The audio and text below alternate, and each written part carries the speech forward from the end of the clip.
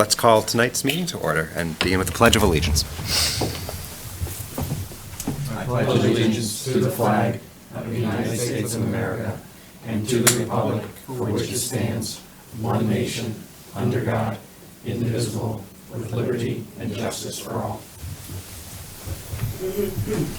And we will begin, as we always do, with public audience. Joe? Big granddad. I think they were cranking heat or something.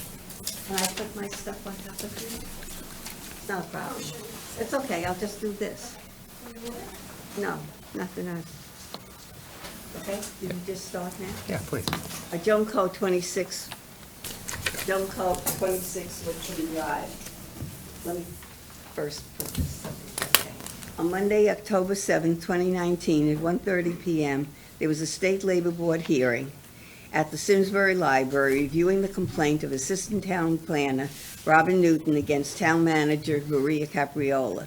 In attendance were Mike Wallace, Union Representative, and 3 State Union Representatives, the Town Labor Attorney Mike Harrington, Assistant Town Manager Robin Newton, Town Manager Maria Capriola, Assistant Town Manager Melissa Appleby, and Human Resources Eric Gomes. The meeting continued with State Union representatives approximately until 6 p.m. and continued with town staff and the late Town Labor Attorney until approximately 7 p.m. All the participants were paid with taxpayer dollars and/or union dues. The hearing was determined to determine the validity of Robin Newton's allegations that Town Manager Maria Caprioli conducted illegal labor practices and displayed abuse of power. After Town Planner Jamie Rabbit resigned under a cloud of mismanagement, the Planning Department, with professional staff, was a cohesive group of employees that were respected by the business community and provided stellar services to the residents. Town Manager Maria Caprioli promoted the staff and hired Janelle Mullen from Mansfield, where Maria Caprioli was interim town manager, to fill the position of zoning enforcement. Janelle Mullen was given special privileges, ignored chain of command by consistently sending her concerns to Town Manager Maria Caprioli, not the manager of the department, inconsistent with management protocol, creating a toxic work environment. It is alleged that Janelle Mullen received an unsatisfactory employment review, with many business establishments complaining about her inability to communicate and her lack of knowledge of her responsibilities. Janelle resigned from town employment after 3 months on the job. Recently, I reviewed copies of the emails requested through Freedom of Information for all emails to and from Town Manager Maria Caprioli and Zoning Enforcement Officer Janelle Mullen. On August 7, 2019, there were 4 emails to and from Maria Caprioli and Janelle Mullen pertaining to Zoning Enforcement Officer Janelle Mullen and Town Manager Maria Capriola discussing gifts of love, having a fundraiser without a gathering permit. None of these emails included Janelle's supervisor, Mike Glidden. There were 3 emails to and from Maria and Janelle about having Maria call her on her cell phone since she was out of the office and placing the gifts of love dinners on the BOS agenda. Another email, Town Hall Front Yard Reservation 724, from Maria Caprioli to Tom Roy and Janelle Mullen, stating, quote, Eric Wellman would like to reserve the front of the yard of Town Hall by the clock tower on July 24th at 5:30 p.m. to hold a campaign kickoff rally. For ethical reasons, he will not be seeking town resource.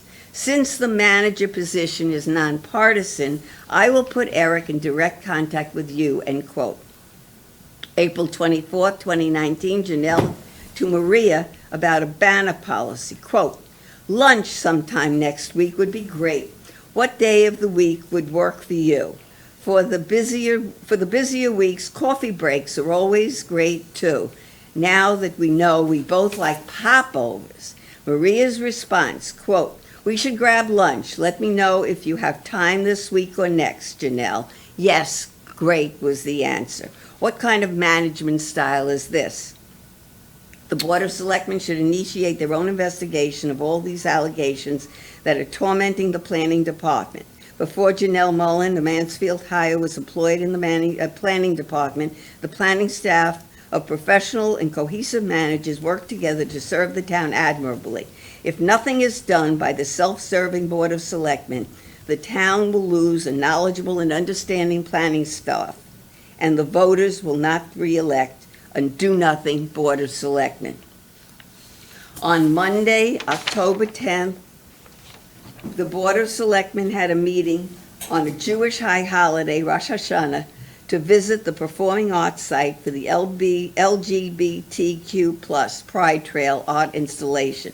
The Board of Selectmen were in attendance, as was Town Manager Maria Caprioli and Assistant Town Manager Melissa Appleby. It appears to me that First Selectman Eric Wellman is more interested in favoring his church, First Church of Christ mission, of highlighting the wishes of the LGBTQ+ community than being concerned about his insensitivity to the Jewish population. Did First Selectman Eric Wellman consult with the rabbi of the synagogue that has over 200 members before conducting a meeting on a Jewish high holiday? Why is the First Church of Christ, along with First Selectman Eric Wellman, is setting the policy for the town of Simsbury? Where is the separation between church and state? Recently, there was a citizen complaint filed against the Union President Officer Gray pertaining to 5.5 police minutes, Joan. actions on 9/11 call leading to the death of a family member. Chief Bolter conducted an internal investigation on hearsay evidence leading to an alleged perjury trap.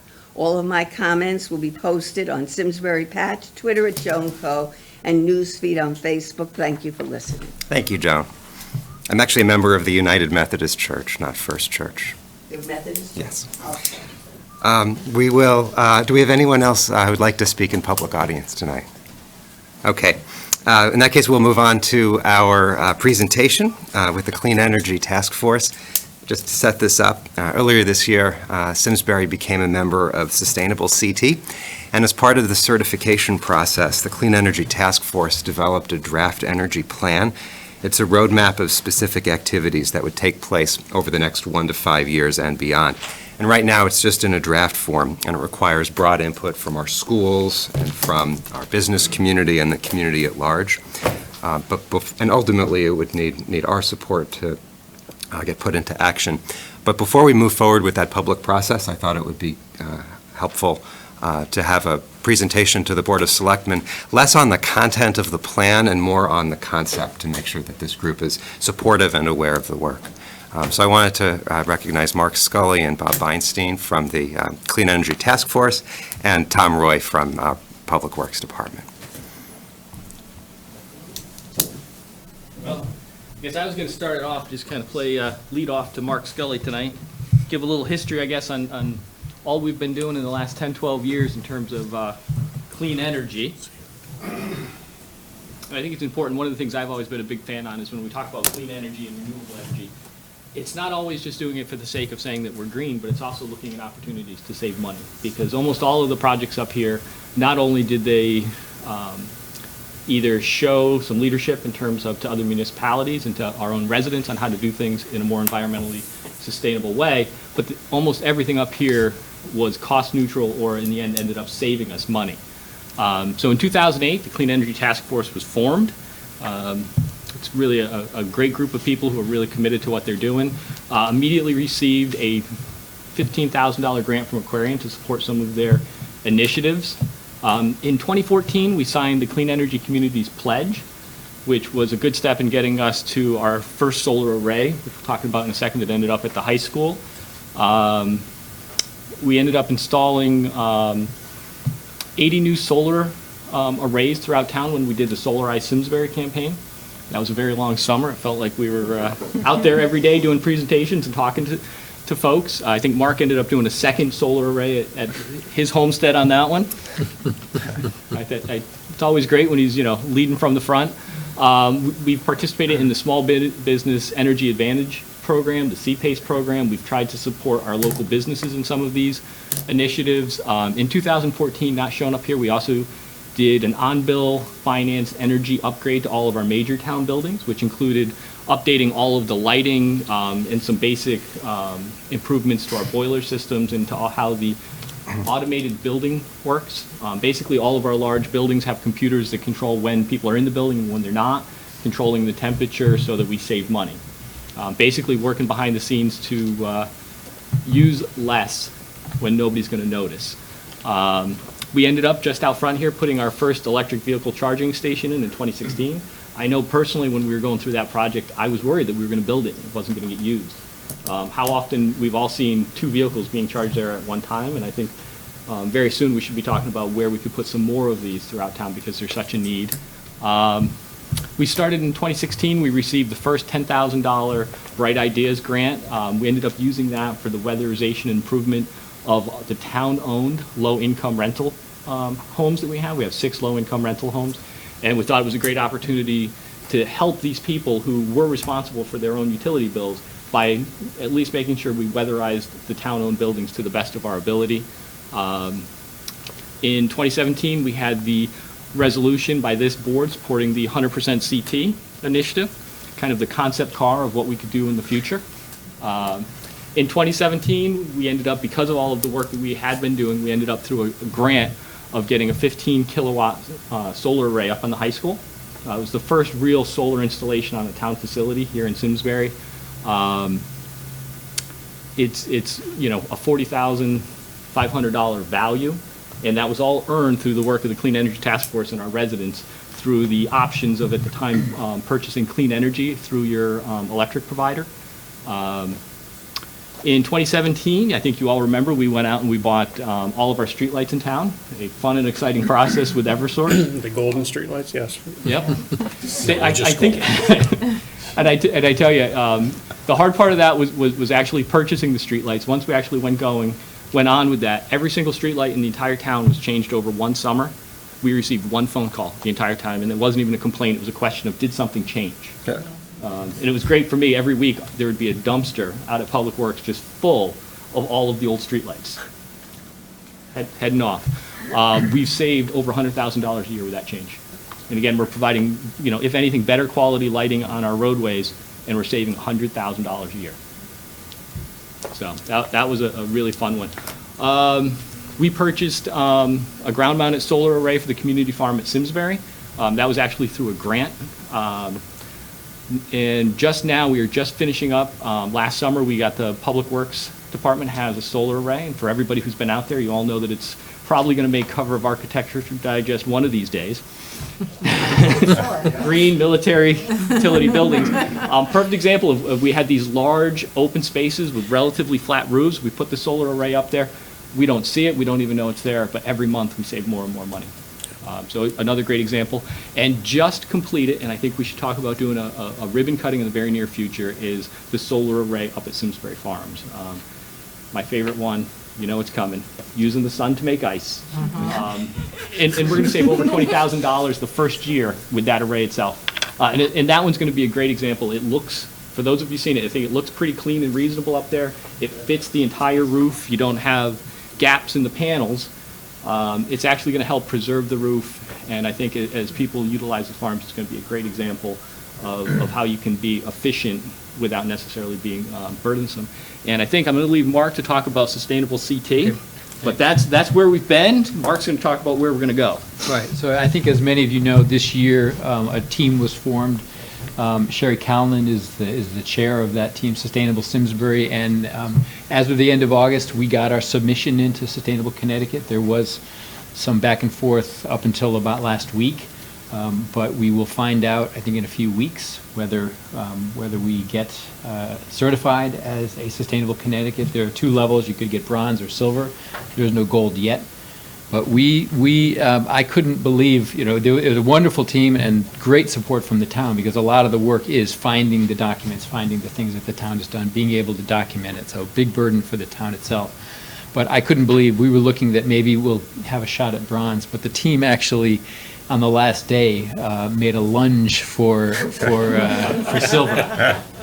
So we'll have to watch the tapes. We'll see what happens. But it was a tremendous effort down the home stretch. So, I mean, as you can see, this town has done a tremendous amount, and the reason that we want to talk about an energy plan really is just to give a roadmap, to try to be a little more proactive. I think a lot of the work the Clean Energy Task Force has done has been program to program, and there's been periods of feverish activity with Solarize and some other programs, followed by maybe some quieter period. But it's been sort of program to program and ad hoc. So we'd like to put together a plan. We think by doing so, we will get more done. We will have a goal in mind, and we also think, and this is really important, we'll get broader support from town. Because very often we operate in isolation, but it's a small group, and we don't get into the public very often. So what we've done is drafted an energy plan. As Eric said, it is a municipal and a residential / business plan. So it's really for the whole town, and municipal includes the Board of Ed. It was endorsed by the Clean Energy Task Force, so it was approved by the Clean Energy Task Force in August, and that date was important for Sustainable Connecticut because we wanted to submit this as a plan for in a Sustainable Connecticut. And really, the Sustainable Connecticut plan kind of lit a fire under us. We've been working on this for a while, and we saw if we can get this done by the end of August, we could get 20 points, 10 points for a municipal and 10 points for a residential business. And it actually did get approved by Sustainable Connecticut. We know that, which we can see some of the actions. So that's a bit of a seal of approval on the plan. What's important, though, is we were concerned at one point because the Sustainable Connecticut requirement says it needs to be approved by a municipal process. And we thought, if we have to try and get this in front of the Board of Selectmen in a rush, that's just the wrong way to go about this. So, but we actually asked this Sustainable Connecticut team, and they said, if your Clean Energy Task Force approves it, that qualifies as being approved by a municipal process. So that's really as far as it has gone right now. We really would not have tried to rush this in front of the Board of Selectmen for approval. So really what we'd like to do now is to engage the town on this, right? There's a lot in the plan, but it needs input from a bunch of stakeholders across town. So that's really all we'd like to present tonight or propose tonight. I don't think it's sensible to try and go into details of the plan tonight. It does go back. It's a plan that builds on the resolution that the Board of Selectmen passed in February of 2017 in support of the 100% renewable project. That was an aspirational resolution, but this goal aims for 100% renewable energy, and it does support the town's goal of 40% renewable power on the grid by 2030. As you've probably seen from the POCD, the Plan of Conservation and Development, a survey was done. There is strong support for Simsbury being a leader, continuing to both act and to promote clean energy. And so, as I said, where we are now is a handful of people have seen it, a handful of people have worked on it. Now we want to get out there and let the town kick the tires. So we'd like to get around to different members of staff, some of the board's commissions, the business community, the public, maybe religious organizations. There's really a wide range. Civic organizations, really anybody. The electric utility, Eversource, of course. So I think there's a lot of stakeholders. We think that this plan will probably go through a lot of changes in the process. It was primarily a volunteer effort. But we think by going through that, when we do come back and ask the Board of Selectmen to approve this plan, it will have been vetted, and it will have, we hope at that point, broader support. Again, let's not go into the weeds of the plan tonight, but let me give you a high-level sort of flyover for what's in the plan. It starts with an introduction, sort of setting our goals. It has a bit of analysis. It's not a, you may have seen energy plans from different towns. Many of them had consultants, large budgets to do a detailed analysis. This isn't like that. This is intended to be a very readable landscape format, plan that everybody can actually read, not something that's going to sit on the shelf. So we've done a little bit of analysis, but again, that's all sort of volunteer work to kind of get a sense of how much energy we currently consume. How does it split between transportation and heating and cooling and other loads? So how much solar, what's the trend in solar in town? So it gives you a bit of a thumbnail sketch of energy numbers in town. We set the goal of 100% renewable energy by 2050. And then there are 5 building blocks of getting to work in actually implementing a plan. There's energy efficiency, which really needs to come first before we start to try and produce and generate a lot of electricity. Let's first reduce our loads, and there's a lot of initiatives we could do there. Heating and cooling, renewable energy, transportation, and microgrids. Those are sort of the building blocks, and there's a page on each of those. And then the real guts of the plan are in the 1-year and 5-year plan, so 5-year goals. So we have one for the municipality and one for residents and businesses. So the 1-year plan is really things that we think we intend to do next year. The 5-year plan is try to looking ahead. Sometimes if we're only planning the 1 year ahead, we're missing opportunities, or things that if we're looking down the road and looking at a schedule of when are new roofs going to be built on schools, when are HVAC systems going to be upgraded, that's a good time for us to sort of plan ahead and know what's coming. You know, I mean, one other example that's in the 5-year plan, you all know the difficult conversations that the town engaged in with the Tobacco Valley Solar. So one of our recommendations is let's have a discussion in town about where do we want solar, where don't we want solar, right? And there are places in town we absolutely want to say this is off limits. There's agricultural land, and the state has some guidelines for different levels of agricultural land. There's brownfields, so we think maybe by having that discussion in advance, if something like this comes up again, we would have something to sort of a framework for that. That's really what we're proposing at this point is to just go out and present the plan, discuss the plan with boards, with staff, with different commissions. So we're not asking you to approve the plan itself, but really to approve the process where we can go out and present this with your blessing. So we ask for your enthusiasm, your engagement, and we are committed to doing this for the future of the town. First, thank you for all of the work that you put into the plan. I think the consultants would have a lot to learn from you, and it's concise and digestible, and I appreciate that. What questions do more members of the board have? I just have one question. I mean, Mark, this is very impressive, and you know, particularly when you see the first date on there, I think it's 2008, for example. You know, one example of you just chip away at stuff on a continual basis and make a difference over the long term. A couple places in the plan you make reference to tax incentives, you know, kind of state incentives. Anything new emerging at the state level in terms of promoting this that's different than what we've talked about in the past? Nothing. Well, there are plans. One example is the shared solar initiative. Okay. We actually put together a proposal for a shared solar on the landfill. It was a very small pilot in the state. That was 6 megawatts. We didn't get in. It's now 25 megawatts a year for 6 years. So there's an example of a project we could actually reinvigorate. We actually pull it off the shelf. And there's some, it's not tax incentives or direct incentives there. What that is, it's a mechanism for putting a big solar array in one place, and then individuals and businesses can then subscribe. And I think just the way you talked about Tobacco Valley Solar, there would be a perfect example similar to the Public Works facility where there's nobody who's going to lose a lot of sleep if we have solar panels at the landfill. It's not anything you're seeing from your backyard. It's not something that's going to detract from the ridge lines or anything else in town. It's a great use of facilities that doesn't have other viable uses. So, Except for those 5 people that yelled at us during that hearing when we had it the last time we talked about it. that's right. Including the guy that said pilots were going to die, right?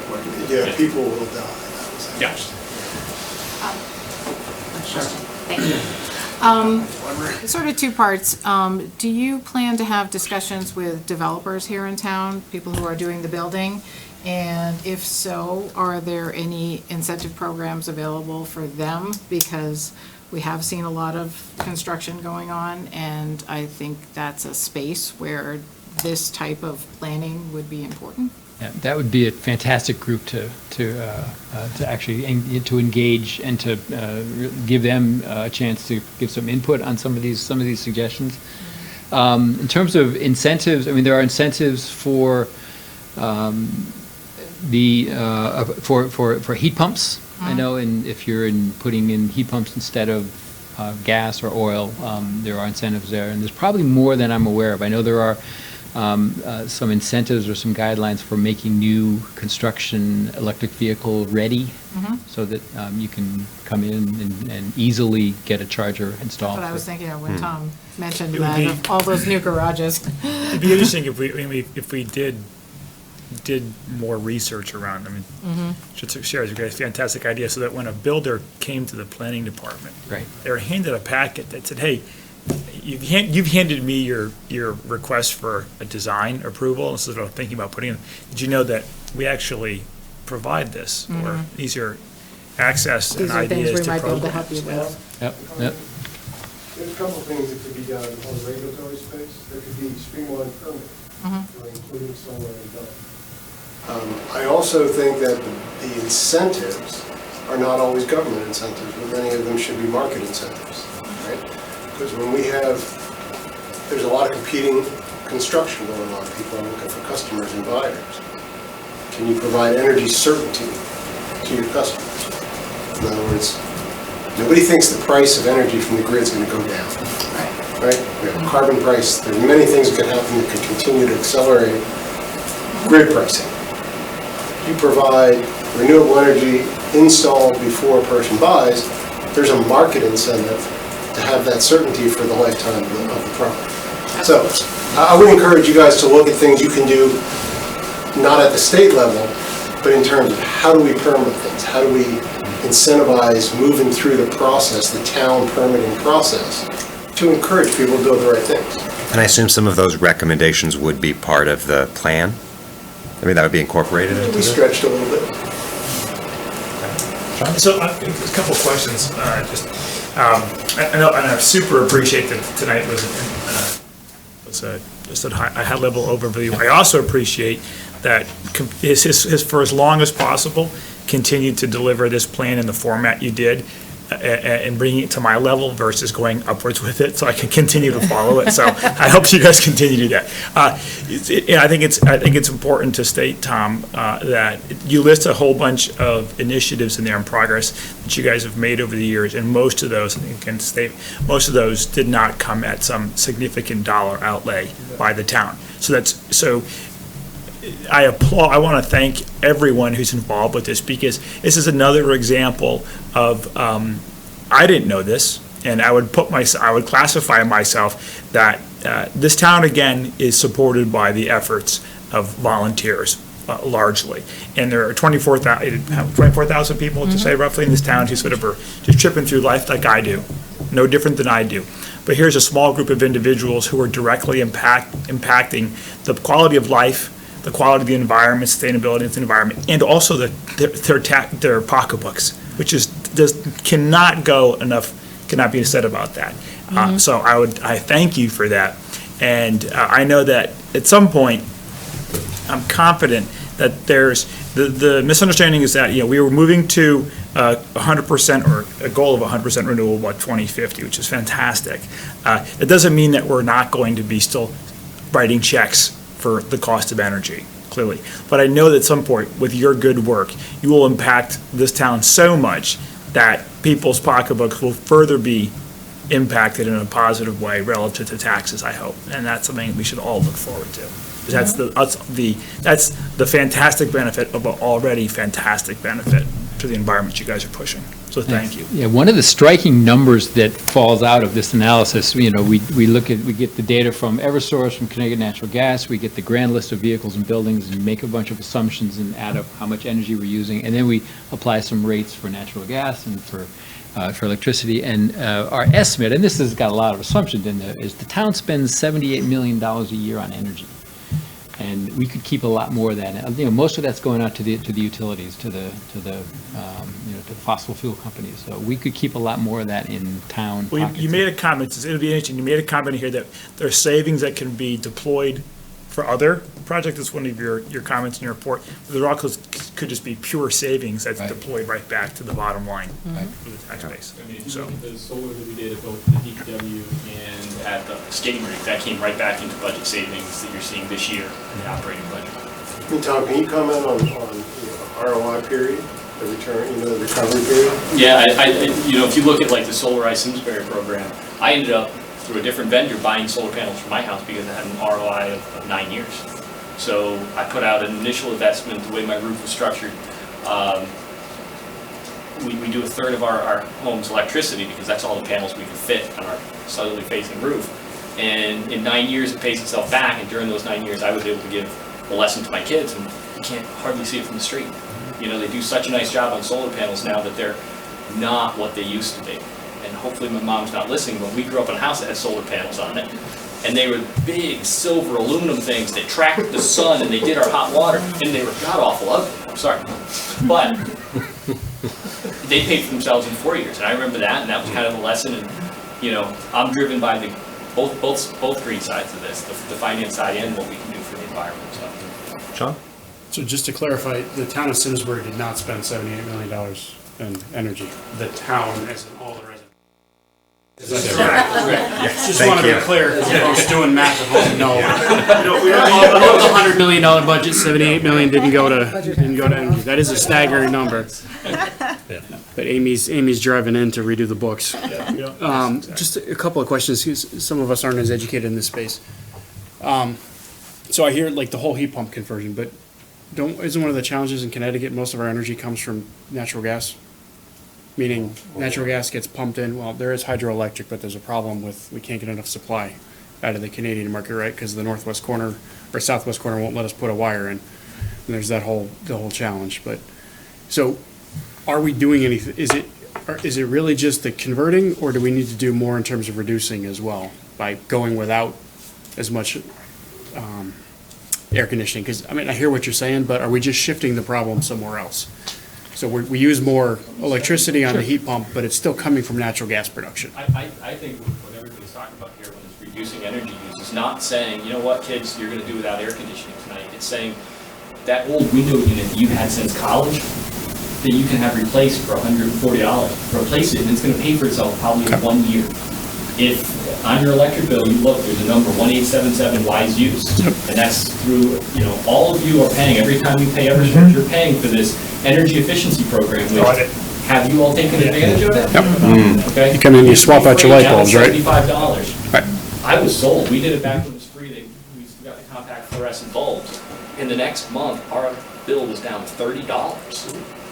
And that was just going to compact fluorescents. And so that's money that, you know, again, the quality of life didn't change, and all of a sudden we're getting the same value. So when we're talking about reducing energy, it's getting rid of the inefficient items. And one of the other things that you get when you do that wise use is you get a kilowatt meter, where you can take any plug in your house and you plug it through this unit, and it will tell you how much energy is used. And you can leave it on your refrigerator for a week, and you come back and you realize, wow, you're paying maybe $400 a year for that old refrigerator that you got in your garage. And although you picked it up for free, Yeah. exactly right.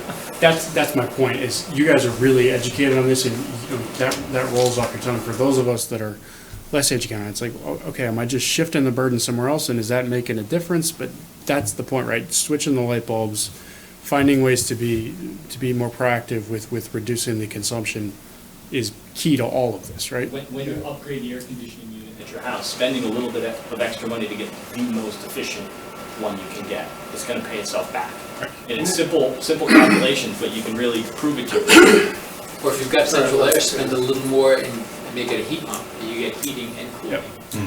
And then there's also a much deeper layer of this beyond, you know, changing the light bulbs and buying better air conditioner. When you talk about, you know, places like EV, that's a big one down the road. I mean, there are devices now, because of the advances in processing power, you can plug in at a panel, you know, a feed panel, and get just charts and graphs and data to your heart's content about how you're using, when you're using, what it's going to. And you heard Mark say earlier, the first thing is energy efficiency. The low-hanging fruit here, the cheapest bang for the buck, if you will, is energy efficiency.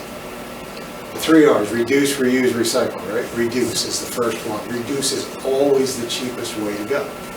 So anything we can do without putting a panel on a roof, without buying an appliance, anything we can do to just reduce the load, to Tom's point, without reducing our quality of life, without reducing the products you produce. We should be doing that first. I mean, and frankly, I'm just going to say this. The town needs to be an example. You know, I've made a little bit of a fuss at the Board of Ed about this school addition. We had a beautiful opportunity to do a net zero addition there, and we just walked away for whatever reason. I don't know the reasons. You know, you can do a lot of stuff without increasing CapEx when you look at OpEx and you balance those inputs and outputs.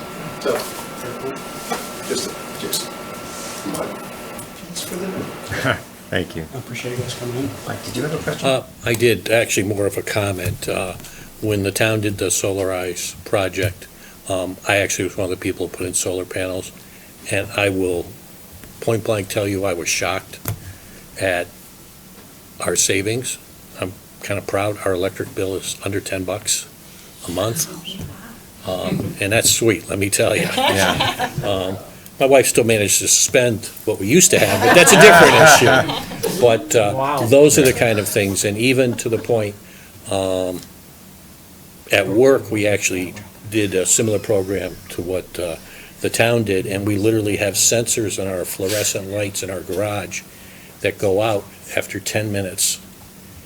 And so when there's nobody in the garage, they go off. And when somebody walks in, they are motion sensors, and they click on as they walk through the building. Yeah. It's amazing the stuff that is available, and it's not prohibitive. And that's to your point. I was shocked we had a 3-year payback on that. And it's actually a loan from Eversource, so that was a home run. And actually, our payback on our solar at home was under 7 years. Wow. So when you look at things like that, and what I'd urge you guys to do is you go through this plan, you review, and we're going to be out, talking to people, and just, this is really an information collection phase, right? We want to go present it, say to people, what do you think? What matters to you? Help us do this. Because we don't want to be the guys that dictate this is what we should do, right? This is a town plan. For you, be thinking about, within your regulatory regime, what can we do without running afoul of, property rights and zoning codes and all that? What can we edit just a little bit to incentivize these things, to make this kind of stuff work? It's the right thing to do, but it also is economically responsible. Mike, you mentioned Solarize, and if you ever question, or if one ever questions whether programs like that have any impact, you just look at that graph. This is the amount of solar that we produce in town. And something happened in 2014. That graph on the lower right. Yeah. And then you saw that in town after town, it's like a hockey stick. That's great. We've not saturated yet. And I think what worked so well about the Solarize campaign and worked so well about all of what we've done is when you tell your neighbor that it worked, and all of a sudden it's easy. Because like you said, you're plugging through life, you're going through day by day, and you're like, you know what, I could probably look at that more, but I could also look at my 401k more, and we're all busy. And when you have somebody tell you that I did it and it worked and it was easy, and that's what Solarize was. It was your friends and neighbors telling you it's going to work.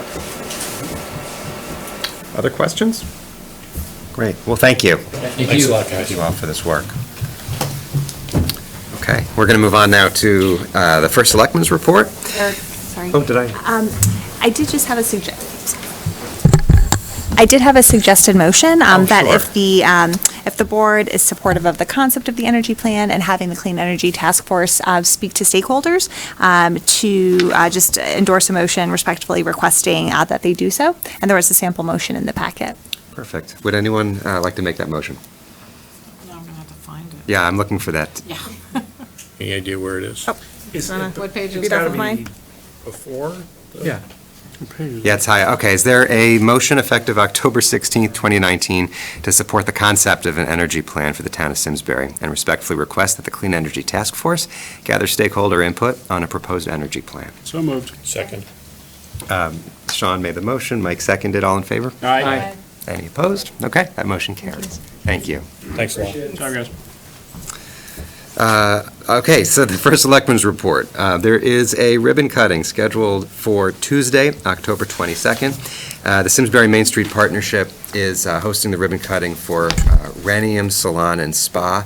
Renium is located in the Ensign House at 690 Hot Meadow Street. Our school district is in the process of completing a facilities study. Some of the goals of the project include developing a 10-year capital improvement and maintenance plan for each of our school buildings, evaluating energy-saving opportunities, developing demographic projections for the district, and developing a long-range master plan. The next meeting for the Facilities Enrollment Task Force is October 30th at 6 p.m. in Town Hall. The public's welcome to attend that meeting, although there won't be any public comment. There is a public forum that's scheduled for November 20th.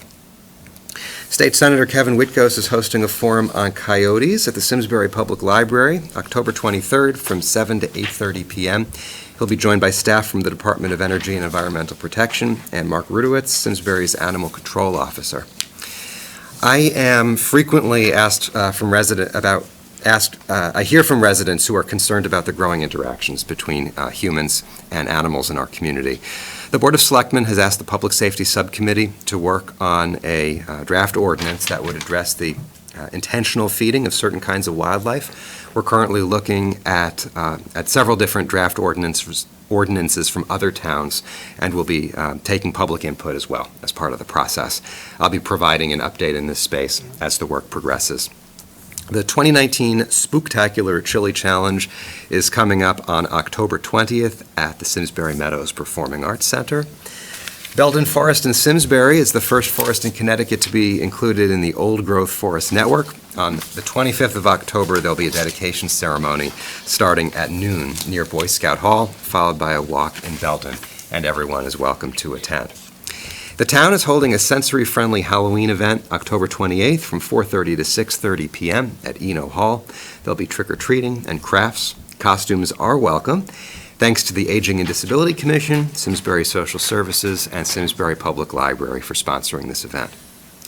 Community for Care is organizing a discussion focused on supporting our veterans in partnership with the nonprofit Resilience Grows Here. It'll take place November 6th, 6:30 p.m. at Simsbury Public Library. I also wanted to remind our residents that November 5th is the town will be holding local elections. The polls open at 6 and close at 8, and you can find election information, including polling locations, on our town website on the Registrar of Voters page. And we'll turn it over to Maria for the town manager's report. Great, thank you, Eric. A couple of items under Board of Selectmen business. We have received correspondence from the Zoning Commission, and they are respectfully requesting that the Board of Selectmen consider an ordinance that would regulate the use of short-term rentals in our community. And they have also requested that if a work group is formed, that a Zoning Commission member be added to your work group.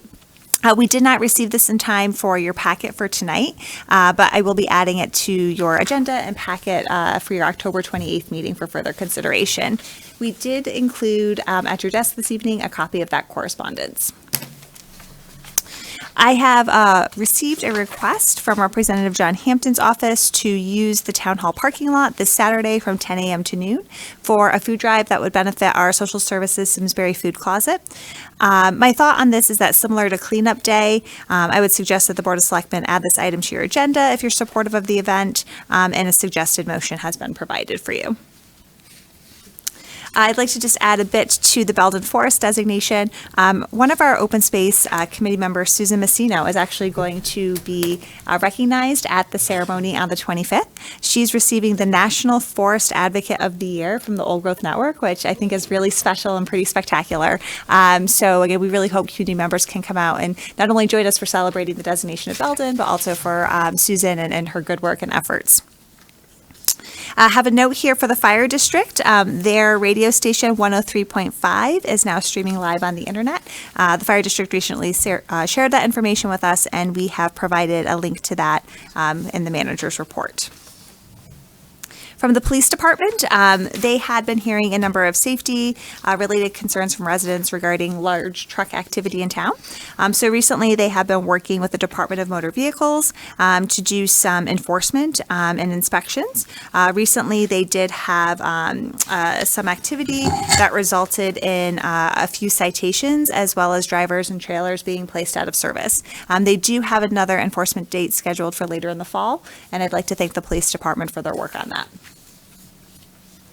Public Works, this is a great announcement, and we lost Tom Roy. So our folks in Highway, Tom Roy, Kevin Clemens, our really talented Highway team, they are being recognized with the 2019 Distinguished Service Award by the Connecticut Association of Street and Highway Officials.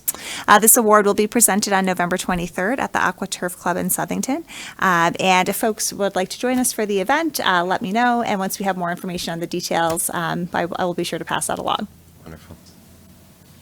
Also for Public Works, we've updated our leaf collection information on our webpage, aimed to really help residents determine when it will occur in their neighborhood and how they can leave their leaves out for collection. Generally, if it's a paper biodegradable bag, we can accept the leaf for collection. And again, there is a link there with the schedule. More good news to report. So from Social Services, you may recall 2 budget cycles ago, you began the investment in Kristen Formanak, our Social Services Director, obtaining her LCSW certification. She has been working so hard at that. I'm really proud of her for this accomplishment. She not only completed the required supervision hours, but she passed her certification exam on the first time, which is really impressive because that's really hard to do. And the failure rate on that exam, particularly for the first time, is quite high. So really proud of her in that accomplishment. And that's going to absolutely provide a much higher level of direct service to our residents. So she wanted me to thank all of you on her behalf for that investment in her, in our community, and also just want to commend her for that accomplishment. Yeah, congratulations, Kristen. That's great news. And from my office, we have launched an organization-wide Facebook page recently. We've done a bit of a soft launch. A number of our departments had department-specific Facebook pages, but we didn't have something to filter sort of the more town-wide, organization-wide events, news, announcements. We did have a Twitter feed, but did not have a Facebook page. So we've provided a link there, and we'll be posting information, again, regarding things like press releases, building closures, that type of information. For special events, we do have another public information session coming up on October 29th. It's going to be at 7 p.m. in the new program room at the library, which is the Terrafill room. And this is for an update on our Parks and Open Space Master Plan. The consultant is going to present their initial findings, the field observations they've been doing, and the survey results that were obtained from the community recently. So we definitely want folks to come out. We want their feedback. We want their input. We want them to hear about this, and would encourage people to join us for that event. And that concludes my report this evening. Okay, thanks, Maria. Thank you. I wanted to see if the board would be supportive of adding an item to the agenda. This would be item I under Selectmen actions related to Representative Hampton's request to use Town Hall parking lot for a food drive. So moved. Second. Any further discussion? All in favor? Aye. Any opposed? Okay, that motion carries. Do we have any information on it? Like, what can I bring? Where can I find out what I can bring? I know there's a Facebook. You know, okay, I don't know if we invite. had, I don't know if we had supporting documentation for that would have listed anything. Yeah, we. Sean, I'll call you afterwards. I know you'll have the information. I can definitely get that and pass along to you. Social Services generally maintains a list of the items that are most in need. Cool. Thank you. And oftentimes, people also forget about toiletries, things like soap, toilet paper, personal hygiene products, and those are usually also very much in demand as well. I learned something when I asked the question. Great, thank you for asking the question, Chris. Selectmen action, item A, tax refund requests. Is there a motion effective October 16th, 2019 to approve the presented tax refunds in the amount of $11,161.89 and to authorize Town Manager Maria Capriola to execute the tax refunds? So moved. Second? Sean made the motion, Chris seconded. All in favor? Aye. Any opposed? That motion carries. Item B is a proposed donation from the Friends of Simsbury Farms. They are interested in donating 2 water chillers at the golf course to replace 2 other units that had failed, and it exceeds the $1,500 limit, so it's something that we would need to approve. Is there a motion effective October 16th, 2019 to accept a donation of 2 water chillers from the Friends of Simsbury Farms? So moved. Second? All in favor? Aye. Any opposed? That motion carries. Thank you. Yeah, big thank you. Item C is a proposed Stop and Shop Feed a Friend donation. Is there a motion effective October 16th, 2019 to accept a donation from Stop and Shop in the amount of $3,456.11 for the purpose of supporting our Cheese Day and Food Closet programs? So moved with our thanks. Yes. Second. Any further conversation? All in favor? Aye. Any opposed? That motion carries. And finally, item D is a proposed donation from the Archdiocese of Hartford. Is there a motion effective October 16th, 2019, to accept a donation from the Archdiocese of Hartford in the amount of $1,565 for the purpose of supporting our food closet program? So moved. Cheryl made the motion. I'll second. Sean seconded. Any further It's conversation? not my church, just so we're clear, we're talking about that tonight, apparently. Yes, understood. All in favor? Aye. Any opposed? And that motion carries. Item E is a proposed public gathering permit. The Public Gathering Committee has approved the application for Trinity Church's Trunk or Treat event, which I'm not a member of. It's scheduled for October 27th on the Terriffill Green. Before I do the motion, are there any questions about this public gathering Is this permit? the former one that the former one that used to be held at Simsbury Farms? Same Different event, but same concept. Same concept? Okay. Yeah. Are they still having the one at the farm also? No, or- not at the farms. Okay. You didn't see that on the Simsbury Moms page? Folks were upset about that. Sorry, I missed that. I like how this brings people to the center of Terriffill. Yeah. but- Yeah, no, No, I think Yeah. this is great. I was just wondering. Sure. And that was a topic last week in between coyotes and a couple other things. Good. ordinance? I'll read the motion. Is there a motion effective October 16th, 2019, to approve the public gathering application for Trinity Church's 2019 Trunk or Treat event as presented and authorize the issuance of the public gathering permit? So moved. Second. Okay, Sean made the motion, Chris seconded. Any further conversation? All in favor? Aye. Any opposed? And that motion carries. Item F are proposed revisions to the library job descriptions. These were reviewed and endorsed by the Personnel Subcommittee. The two positions are Library Technical Assistant and Library Technician. The changes reflect current practices and terminology related to these positions. Is there anything that you wanted to add, Maria, on this item? No, I think you covered it very well. Again, this was an attempt by our library staff to update the job descriptions to reflect modern terminology, modern practices. The job descriptions were quite dated. Also, just to include our current financial procedures that we've implemented over the last 2 or so years. So we do think that this is a really good comprehensive overhaul of these two particular job descriptions. Great. Any questions? When I was reading this, I was kind of struck by the additional knowledge base required for this, and I was just wondering if are the same personnel going to be able to fill this position? It seems like, these are important things and certainly skills to encourage here, but it seems significant, and maybe I'm misreading this, but it seems like these are Would you like to? big change. I think the personnel that were already in the one position that we're looking to fill could certainly fill this position. Oh, okay, Is doing the work. They're doing it anyway. Yeah. That's what I was just wondering if it was gonna be something that required new. Okay, thank you. Okay. Any other questions? Is there a motion effective October 16th, 2019, to approve the proposed modifications to the job descriptions for the library technical assistant and library technician positions as presented? So moved. Second. Any conversation? All in favor? Aye. Any opposed? Okay, that motion carries. Item G is a proposed contract amendment on a town-owned parcel off of Barn Door Hills that we've leased to a farmer for a number of years. The farmer is requesting use of a town-owned barn to store some of the produce. And if we're supportive of this request, it's also staff's recommendation that we extend the lease for an additional year through the end of 2020. Is there any other context you want to add to this, Maria?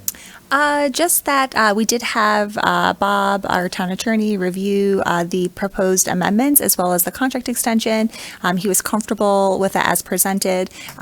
Jeff, our town engineer, also reviewed the contract extension and proposed amendments with the farmer, who was also comfortable with it as proposed. And there was also one piece that the barn that the individual would like to use, our building official has recommended some very modest shoring up sort of stability improvements to it. And as part of the contract extension, the farmer would take care of those minor repairs for us.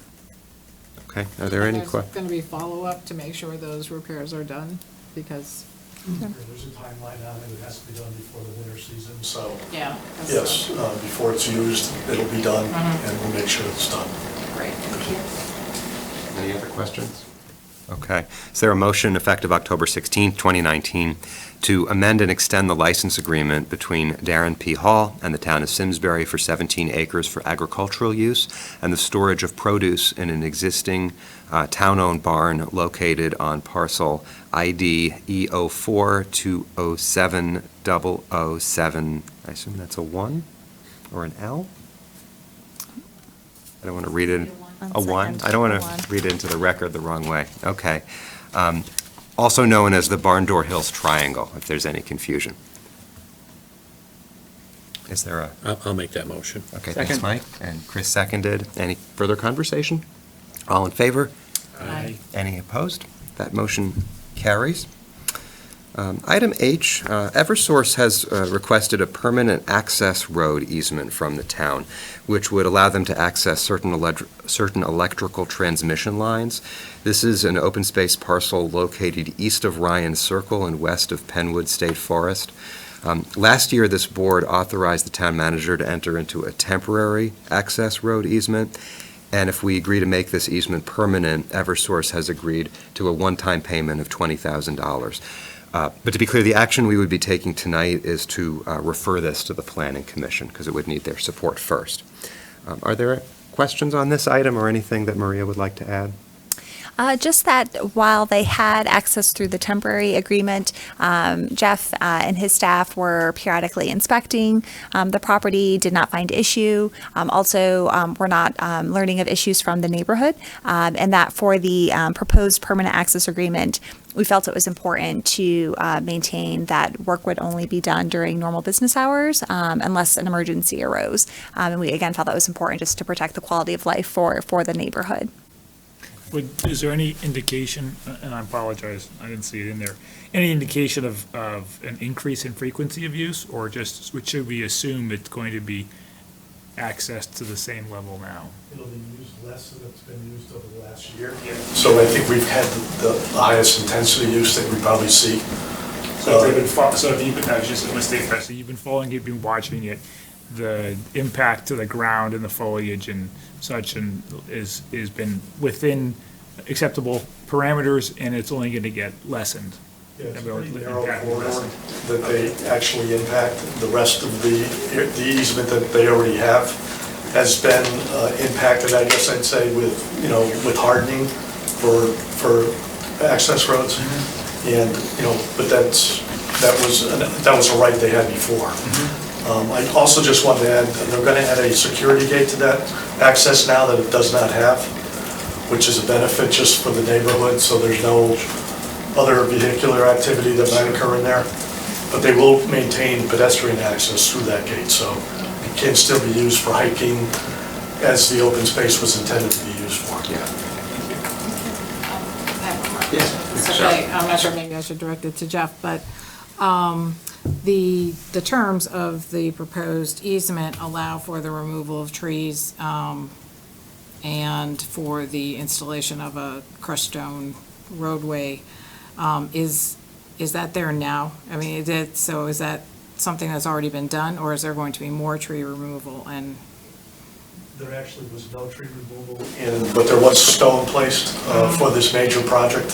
so I'm just a little concerned that they were very specific in the language here about what's going to be allowed, and do we know what any of those plans look like? There's no specific plans because it's perpetual easement. That's a standard condition that they place in their access easements because that's a necessity over time.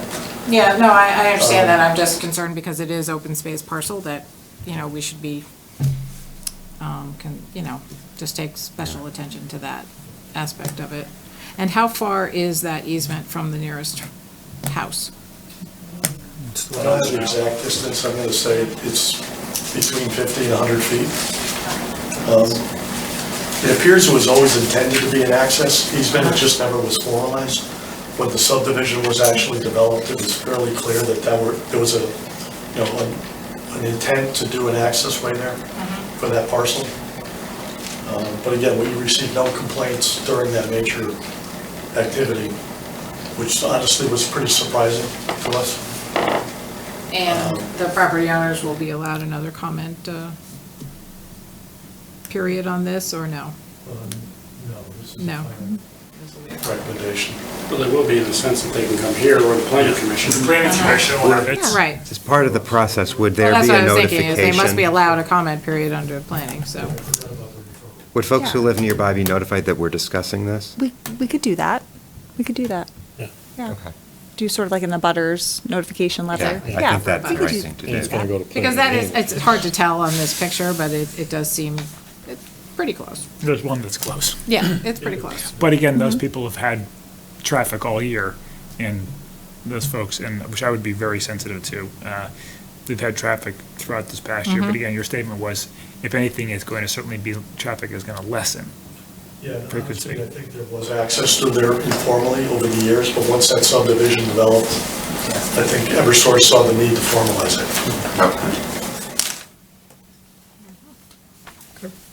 Other questions? Okay. Is there a motion, October 16, 2019, to refer the disposition of property for a permanent access road easement owned by the town of Simsbury to the Connecticut Light and Power Company, DBA Eversource Energy, for the purposes of accessing their existing right-of-way on the east side of Ryan Circle and Hunting Ridge Road on parcel ID 109-106-000 to the Planning Commission in accordance with the requirements under Section 8-24 of the Connecticut General Statutes. So move. Second? Okay, Mike made the motion, Cheryl seconded. Is there any other conversation? All in favor? Aye. Any opposed? Okay, that motion passes unanimously. Finally, item I is, would allow the use of Town Hall parking lot on Saturday for a drive to support Simsbury Social Services and our food closet. Is there a motion effective October 16th, 2019, to grant permission to State Representative John Hampton to use the Simsbury Town Hall parking lot, 933 Hot Meadow Street, for a food drive on October 19th, 2019? So moved. Second? Is there any further conversation? There I'll just is. say the need is great, too, but I Great. think everybody knows that. Sean? Absolutely, I agree. And in the future, as Representative Hampton was Deputy First Selectman Hampton, I believe he should be fully aware of how the process works to gain access to town facility and town staff. And in case he's unsure, the town manager would be the conduit.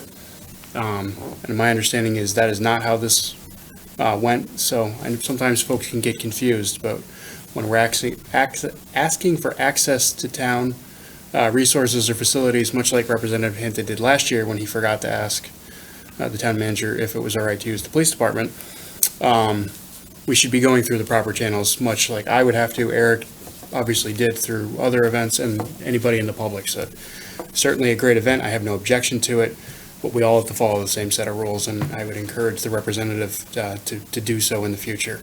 I'm also understanding that the representative believes that town staff is going to move the food on his behalf. I don't see that as part of the approval or the process. I'm willing to help him out and volunteer my vehicle, but it is not appropriate, nor does Representative Hampton have the power to direct town staff to do anything on his behalf.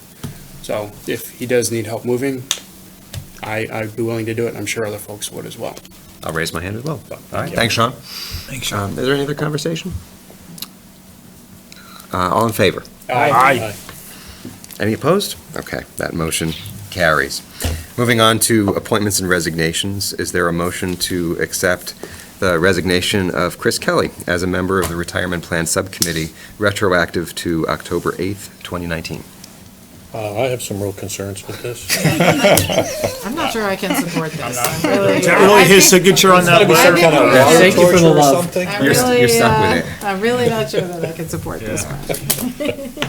This fake job you're going for. I say that. I absolutely have no. I just want some time to be alone. I have a lot of problems with this.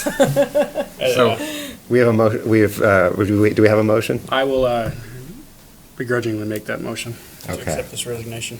And I will regrettably second it. Okay, all in favor? Aye, with our thanks, With our Chris. thanks. Thank you, Chris. You're welcome. Item B is the resignation of Joe Buda as the Simsbury representative to the Central Regional Tourism District Board of Directors. Is there a motion to accept the resignation of Joe Buda as the Simsbury representative to the Central Regional Tourism District Board of Directors? This would be retroactive to September 20th, 2019. So moved with our thanks. Second. Any further conversation? All in favor? Aye. Aye. Any opposed? Okay, that motion carries. Item C, is there a motion to accept the resignation of Annalise Frank as a regular member of the Design Review Board, retroactive to October 7th, 2019? So moved with our thanks. Second. All in favor? Aye. Any opposed? Okay, that motion carries. Is there a motion to accept the resignation of Cheryl Lobin as an alternate member of the Aging and Disability Commission, retroactive to September 25th, 2019? So moved. Second. All in favor? Aye. Any opposed? Okay, that motion carries.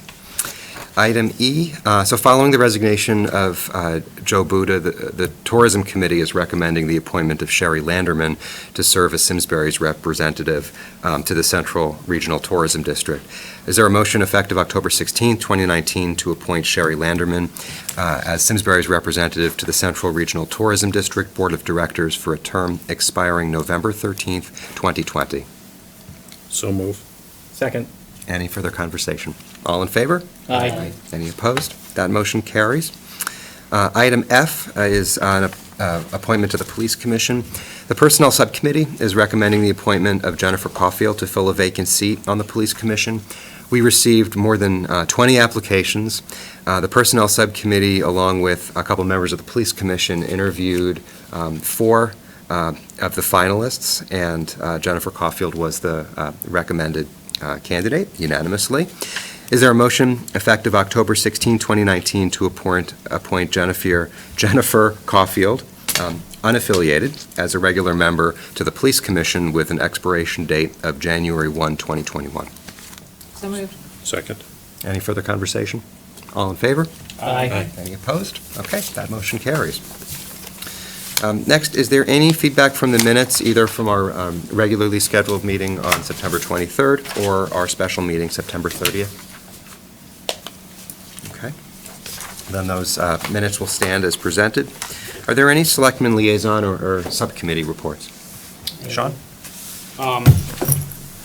So we, from the Police Commission side, obviously there was a substantial meeting last evening that I believe has made the news and is obviously making its way around town. Not going to comment on the specifics of it, but if the board hasn't had an opportunity to familiarize themselves with the situation that has arisen in the police department, I encourage you to do so. And I encourage any residents that have any questions on that or concerns, direct them to either the chief or the town manager.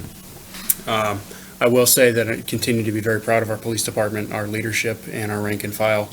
We have a really good, strong force down there, and perhaps some challenges along the way right now, but still some very strong men and women that are out protecting the community. So don't want that to get lost in any of the discussions.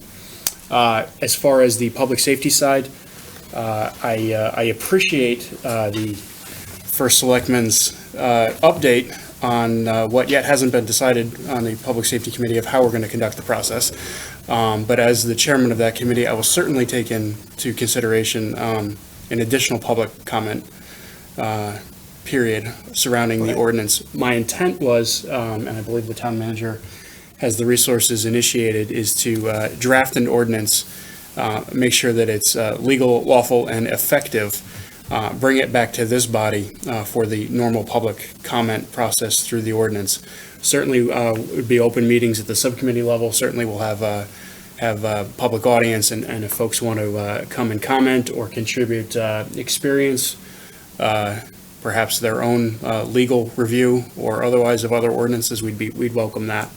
But again, we are working at this point to find a date and finalize the agenda for that meeting. Sean, thank you. It was not my intent to okay. dictate process. Just any ordinance before it becomes law is subject to public comment. It is, at the Board of Selectmen level. Yeah.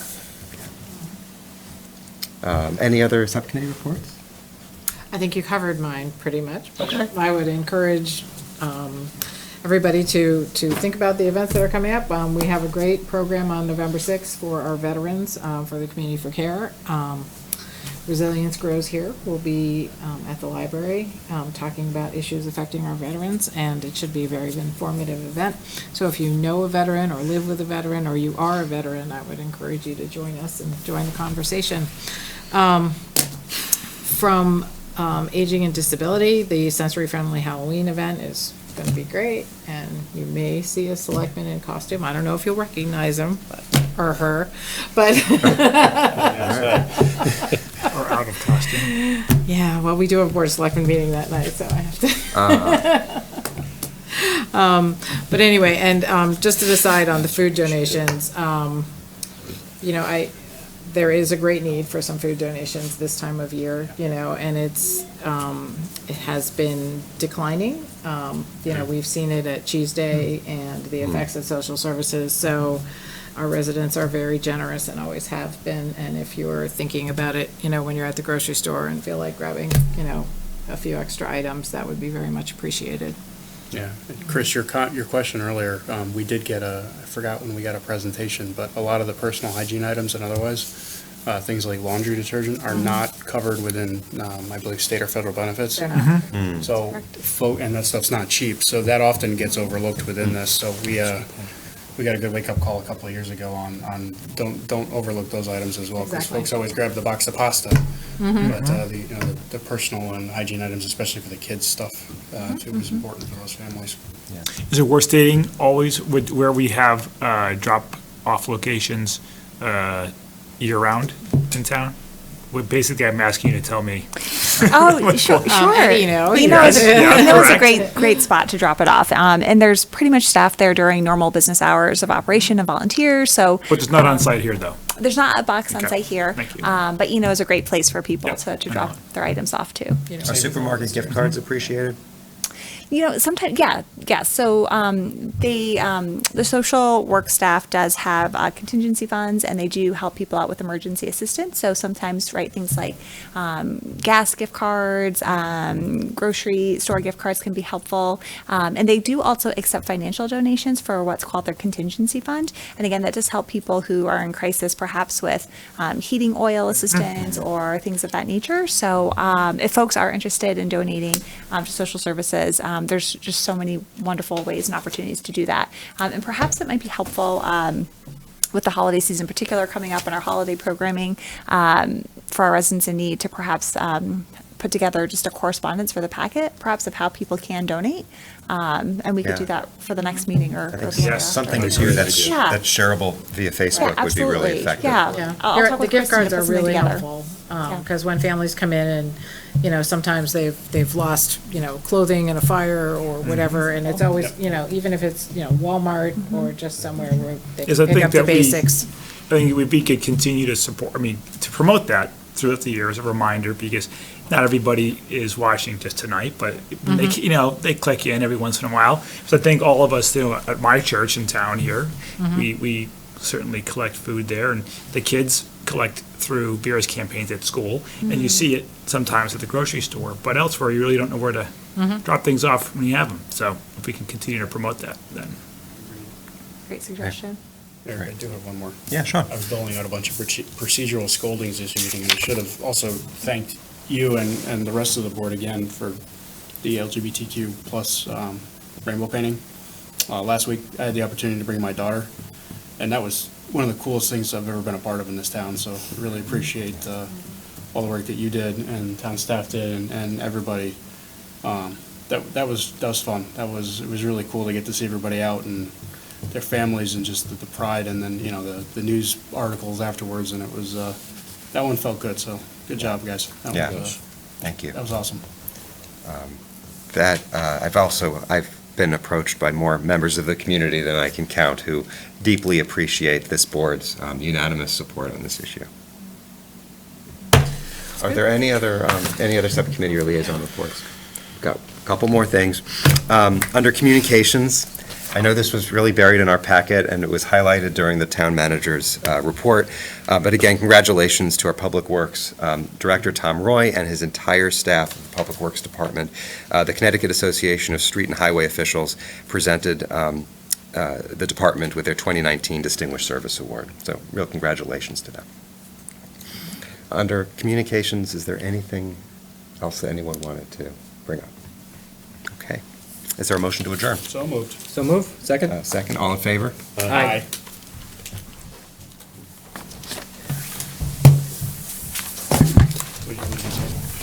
Yeah, one more one. I'm still close.